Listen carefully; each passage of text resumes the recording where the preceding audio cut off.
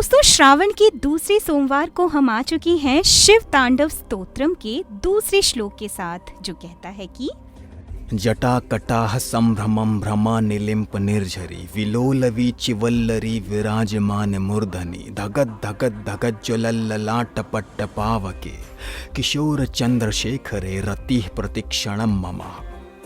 Which in English means, the poet Ravana finds an eternal joy in the newborn moon that resides on the top of Lord Shiva's head. He also finds immense pleasure in the fire on the top of his forehead that shines bright with enormous radiance, which depicts Lord Shiva's third eye.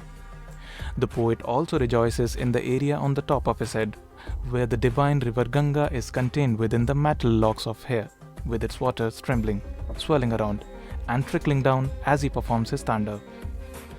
इसका हिंदी में अर्थ इस प्रकार है कि कवि रावण को उस नूतन चंद्रमा में अत्यंत आनंद प्राप्त होता है जो महादेव शिव के सिर के ऊपर विराजमान है.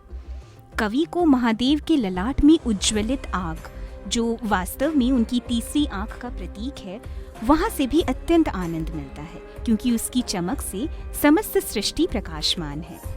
कवि तब भी आनंदित होता है जब महादेव के तांडव नृत्य के फलस्वरूप गंगा नदी विचलित होती है, उसमें भंवरी उत्पन्न होती हैं तथा उसका जल डगमगाते हुए नीचे की ओर प्रवाहित होता है. तो लिपुन भाई, आपको ये दूसरा श्लोक सुनने के बाद कैसा लग रहा है, क्या सीखने को मिला? यार स्पीडी, सच कहूँ तो दूसरा श्लोक आज हम जब रिकॉर्ड कर रहे थे, मुझे ऐसा ही लग रहा था जैसे पहली बार मैंने जब गंगा नदी को देवप्रयाग में देखा था. मुझे जैसा फील हुआ था आज बिल्कुल वैसा ही फील हुआ.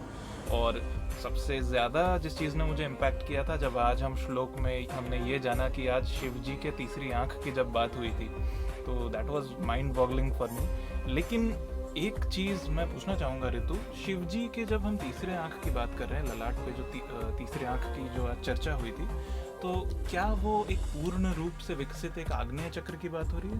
हाँ बिल्कुल, यहाँ हम इसको बात कर सकते हैं इस बारे में कि जो शिव जी की तीसरी आँख है वो वास्तव में उनकी पूर्ण रूप से विकसित आग्नेय चक्र है.